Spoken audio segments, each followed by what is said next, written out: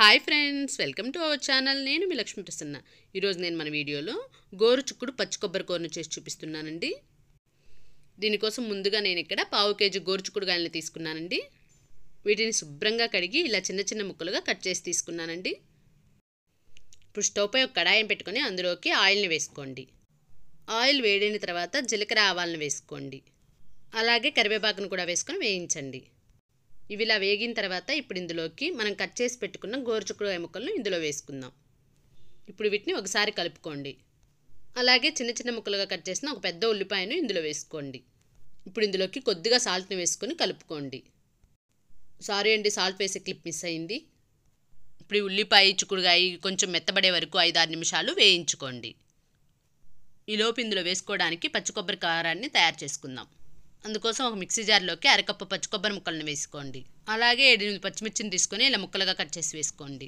లేదా మీ కారానికి తగినట్లు పచ్చిమిర్చిని వేసుకోండి. అలాగే 1 టీ స్పూన్ జీలకర్ర వేసుకోండి. ఇప్పుడు ఇందులోకి కొద్దిగా అల్లాన్ని 3 వెల్లుల్లి రెబ్బలను కూడా వేసుకోండి. ఇప్పుడు ఇందులోకి కొద్దిగా కొత్తిమీరను కూడా తీసుకొని వేసుకోండి. ఇప్పుడు వీటిని గ్రైండ్ చేసుకోండి.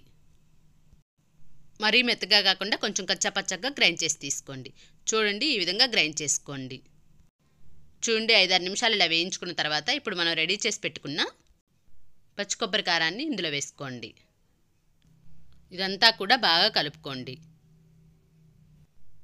ఇప్పుడు ఇందులోకి సాల్ట్ని వేసుకోండి. ఇందాక మనం చిక్కుడుకాయలు వేయించేటప్పుడు కొద్దిగా సాల్ట్ వేసుకున్నాం కదా, చూసుకొని అవసరమైనంత సాల్ట్ని వేసుకోండి. తర్వాత ఇందులోకి కొద్దిగా పసుపును కూడా వేసుకొని కలుపుకోండి. ఇలా బాగా కలుపుకున్న తర్వాత దీనిపై మూత పెట్టి లో ఫ్లేమ్లో 4-5 నిమిషాలు వేయించుకోండి. మధ్య మధ్యలో కలుపుకుంటూ వేయించుకోవాలి.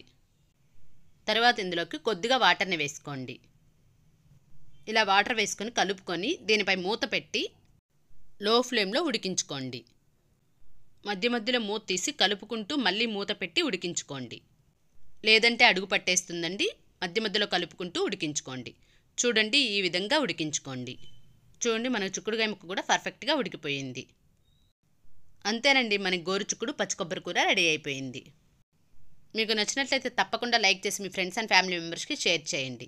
మీరు ఎవరైనా మన ఛానల్ ఫస్ట్ టైం చూస్తున్నట్లయితే మన ఛానల్ని సబ్స్క్రైబ్ చేసుకోండి. Thank you for watching.